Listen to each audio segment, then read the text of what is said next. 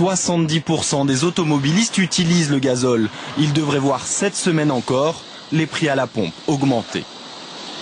C'est un bon indicateur de la délinquance en France. L'Observatoire national vient de publier ses chiffres pour 2010 et vous allez le voir, il tranche vraiment avec les statistiques officielles. D'après cette enquête, 4 millions de vols ont été déclarés en 2010. C'est 3 fois plus que ce qui est déclaré dans les chiffres officiels. Il s'agit donc d'une forte hausse. Face à cette recrudescence, les policiers tentent vraiment d'élucider ces affaires, même s'ils croulent sous les dossiers. Ils sont souvent aidés sur le terrain d'équipes spéciales qui viennent relever les empreintes digitales ou la moindre trace utile pour la police scientifique.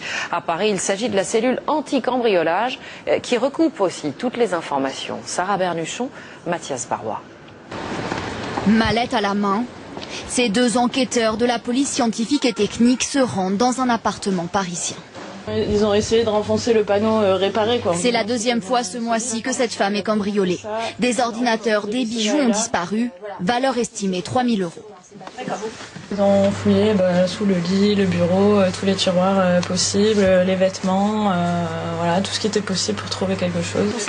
À la cellule anti-cambriolage d'entrée en scène, l'appartement est méticuleusement inspecté à la recherche de la moindre trace.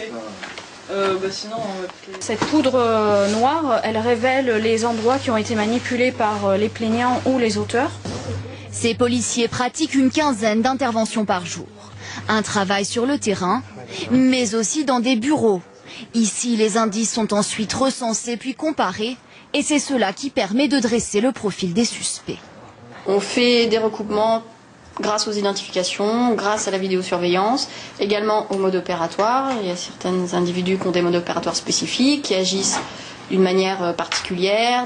Une nouvelle méthode pour tenter de lutter plus efficacement contre les cambriolages. À Paris, entre 2009 et 2010, ils ont augmenté de près de 10%.